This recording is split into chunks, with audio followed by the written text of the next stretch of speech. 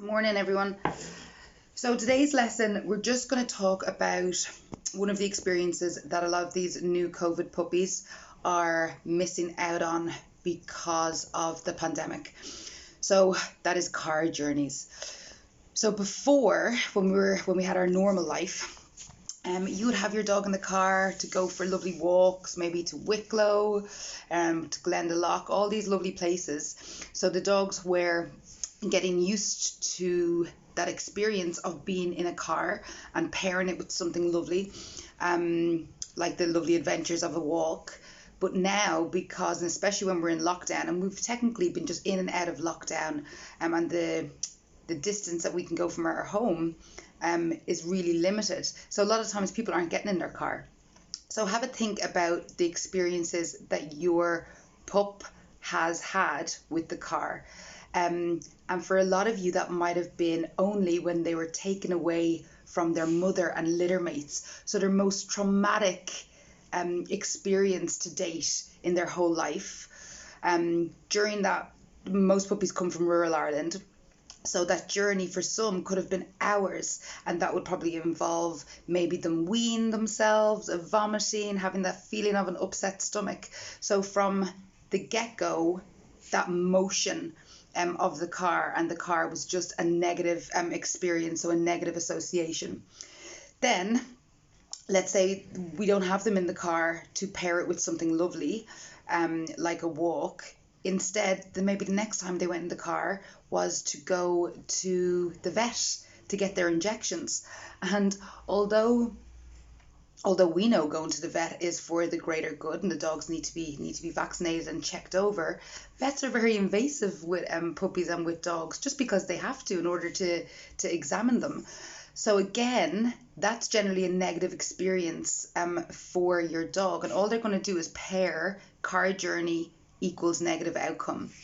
So if this is you and your pup, you want to be doing some exercises to counteract that, because you're going to want to get in the car and go places with your dogs when things come back to normal. Now, some dogs really do suffer, like humans, from motion sickness. And if that is the case, you'll have to talk to your vet about that. But for most, it's not. It's just a case of they need to get used to it. So the first step, what you would do is just start feeding your dogs meals from the car. So let's say your setup is so my setup in my car is I've got one of those large kind of not Jeep kind of cars, but it's tall. So in the boot, I have a crate there for Oscar. So that's where he is when he is traveling with me in the car. So using that as an example, if I had a new pup, that would be their new feeding place. I would take them out to the car, I'd put them in the crate, and I'd put in the bowl and feed them from there. Now the engine wouldn't be on, nothing be happening. So I'm just making those positive association with the car. Then I would step it up after a few days, and I would sit in the driving seat and turn the engine on. Again, the car wouldn't be going anywhere. I would just turn the engine on. Then I would start doing some small journeys. So it doesn't have to be totally within my 5K. I would just go around. The block. So just getting the dog used to. I put you in the car. When I'm going around the block, I'd give him a stuffed Kong. So there's a stuffed Kong. We go in the car. We go around the block. I stop the car. I take the Kong away, I take the pup out, and he gets back in the house. So little tiny increments like that. Now depending, not one shoe fits all, depending on your pup and if they have a really bad reaction to the car already, or if they just don't care about it.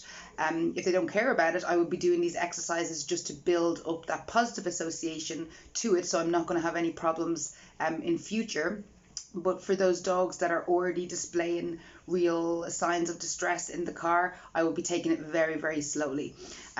So how you know when it's time to move on to the next step of a plan is when you see that your dog's body language is comfortable and nearly that they get excited about it. So let's say the first step when I'm feeding them from their car. If I've got their food bowl and I've put their lead on and we're about to go out to the car and I see the dog getting all excited when I'm opening the boot of the car and he's jumping in, I know, okay, I'm fine with this step now. I can move on to the next step. So on and so forth. So if you have any questions about that, put them in the comments below, and I will see you in a couple of days.